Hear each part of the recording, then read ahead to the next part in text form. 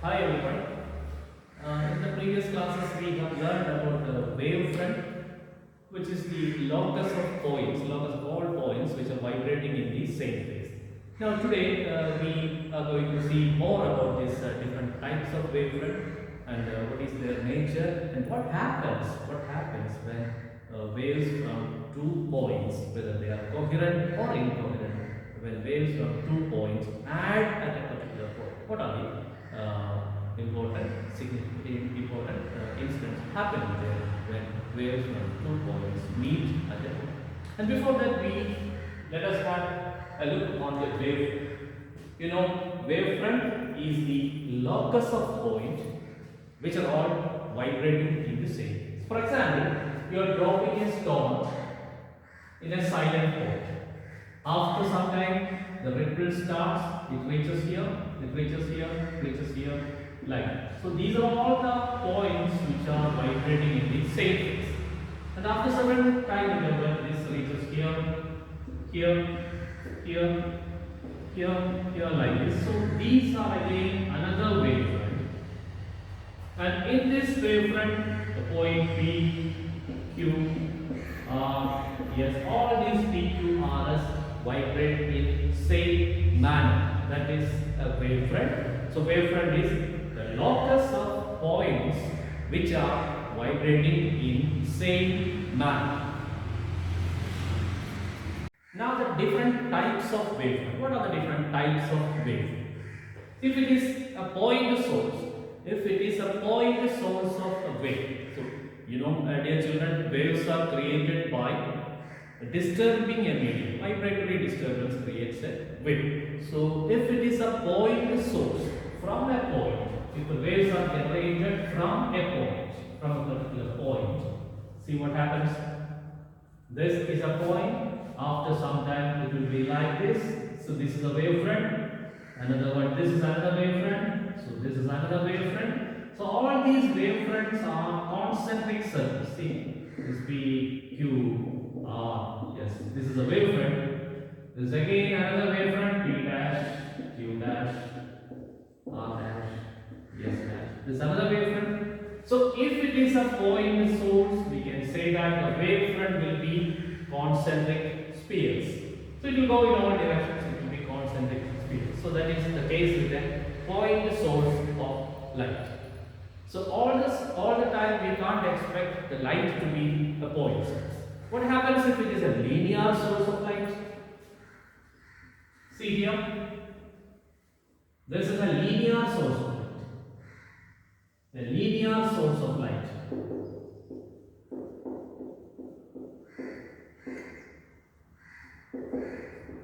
If it is a linear source, this goes in this way, goes in this way, see, like this. And we can say that the wavefront will be in the form of a cylinder. So cylindrical wavefront will be there. See, after certain time interval again, it forms another cylinder. So if the source is a linear source, the wavefront will be a cylindrical wavefront. Cylindrical. So if the source is a point source, it will be a spherical wavefront. If the source is a linear source, it will be a cylindrical wave. And now, what will be the shape of a wavefront if the source is at infinity? Source is at infinity. That means here we have a source of light. It sends waves in all directions, and after traveling a long distance, this becomes parallel. After traveling a long distance, this wavefront becomes parallel. So, if the source at infinity, the source is present at infinity, that means the waves are coming from a faraway distance. The waves are coming from a faraway distance, and after traveling a large distance, all the waves becomes parallel, and we get a plane wave. Plane wave. Okay, so dear children, remember, if the source is a point source, it will be a spherical wavefront. If the source is a linear source, it will be a cylindrical wavefront. And if the source is at infinity, it will be a plane wave. And now we discuss more about waves. In the case of waves, we need to think about frequency.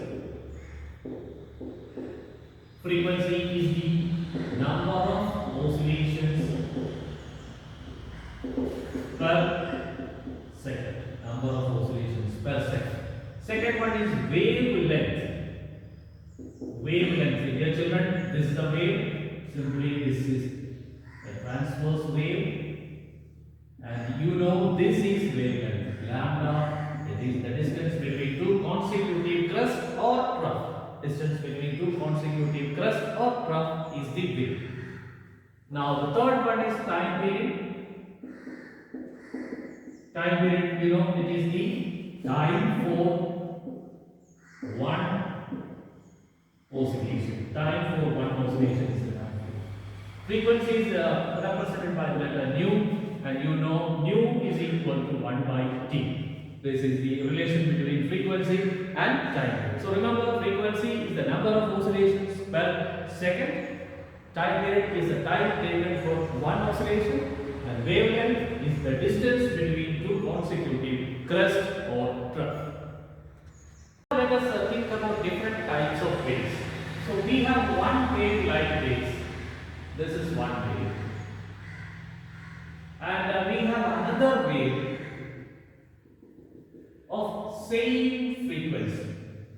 Same frequency. If these two waves are added up, we get a resultant wave like this. See here. This is a crust and this is again crust. So this is the resultant will be like this.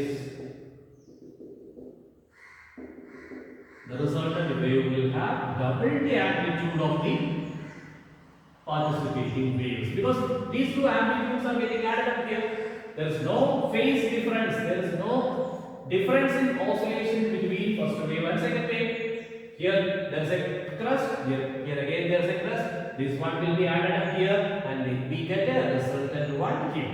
Alright? So here the amplitude is A1 and here the amplitude is A2. So obviously here the amplitude will be A1 plus A2. It's very clear from the diagram. See, in this case you see there is no phase difference between first wave and second wave. Phase difference is not there between first wave and second wave. Now we have another case where first wave is like this and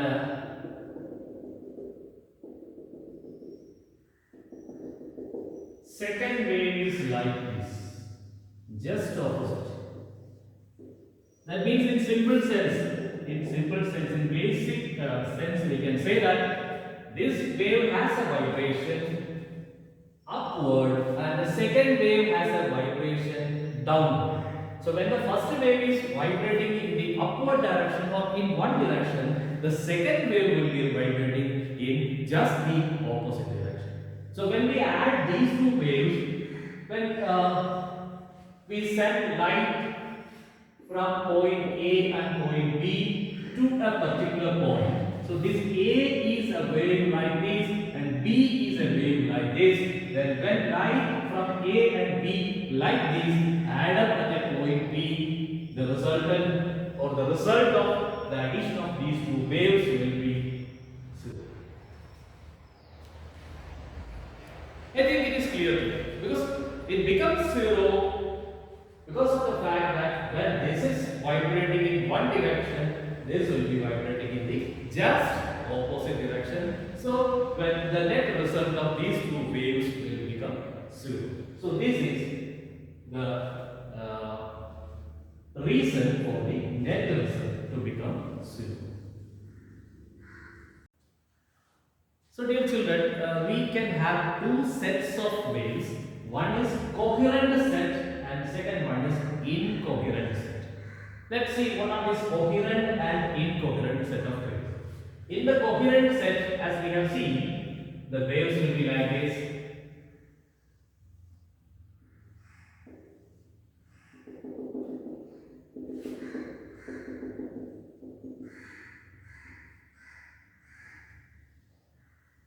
This is one coherent set. Let's discuss coherent set first. Coherent waves. These waves are having exactly same frequency. There is no difference in frequency. That is number of waves per second is same, and they are having almost the same amplitude, and there is no phase difference between the two waves. Okay, these two waves are having same frequency, they are having same almost the same amplitude, and they don't have any phase difference between these. So this is first wave and this is second wave. And let me add another third wave to this one. Third wave is like this.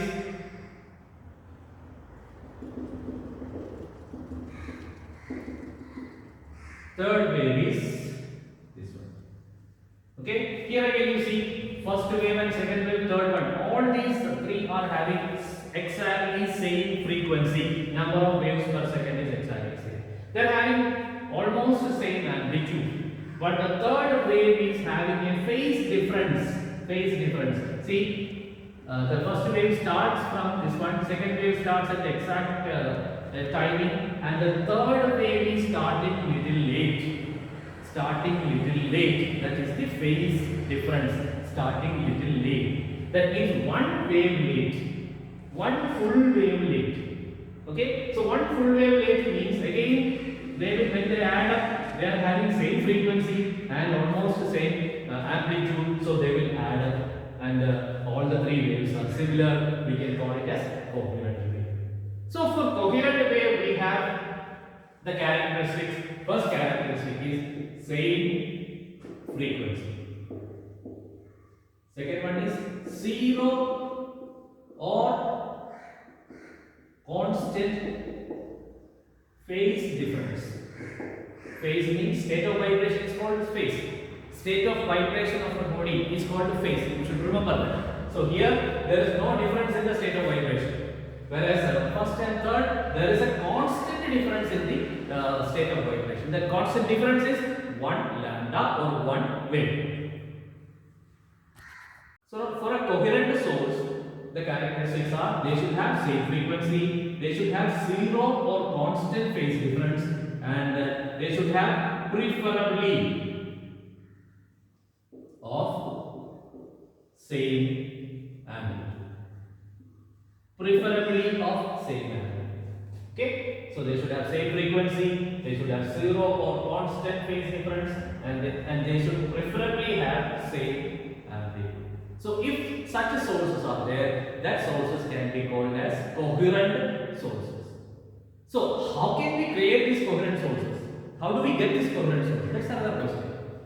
Can we get coherent sources from two independent sources? That means we are taking 160 watt bulb or one LED bulb and another CFL bulb. Do we get the coherent sources or coherent light? Remember, for being coherent, they should have exactly the same frequency. They should exactly have zero or constant phase difference. They should exactly have preferably of the same wave. So same amplitude. This is not possible with any of two independent sources. So remember, two independent sources of light will never become coherent. Remember once again, two independent sources of light will never become coherent. So how do we create coherent sources? It is simple.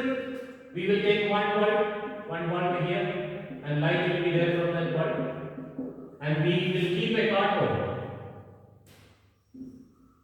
We will keep a cardboard here.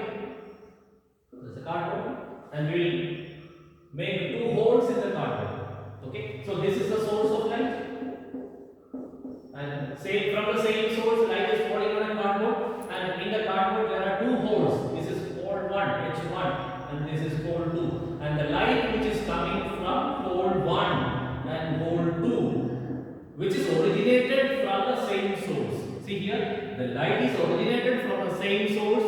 It is falling onto two holes made on a cardboard, and the light which is coming out from the hole 1 and hole 2 will be coherent because they have the same frequency, they have the same state of vibration, and they have almost the same amplitude. Amplitude, of course, depends on the size of the hole. Remember, size of the hole. If we make exactly same size holes, it will have same amplitude.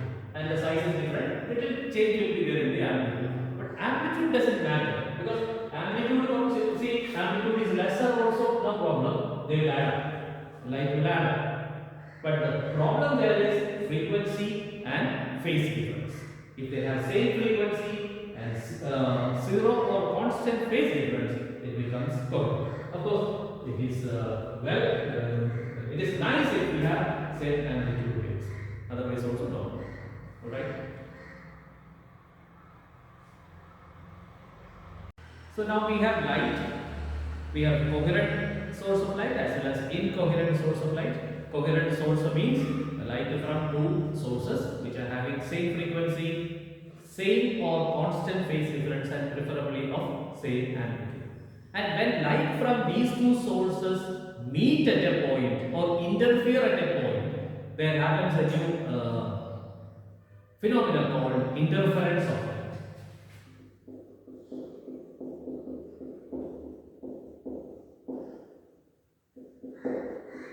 That means light at one point P and Q, they meet at a particular point P here. See this one. So let us take as A and B. A and B, they meet at a point here. So this at this point there will be redistribution of energy. So light is a form of energy. This light is coming from point A and point B, and they meet at the point P. And at the point P, there will be redistribution of energy. So this phenomenon is called interference. Light from two sources. What kind of source it should be? It should be coherent sources. So light from two coherent sources meet at a point, resulting in redistribution of energy. Once again, light from two coherent sources meet at a point, resulting in redistribution of energy at the point. That is called interference.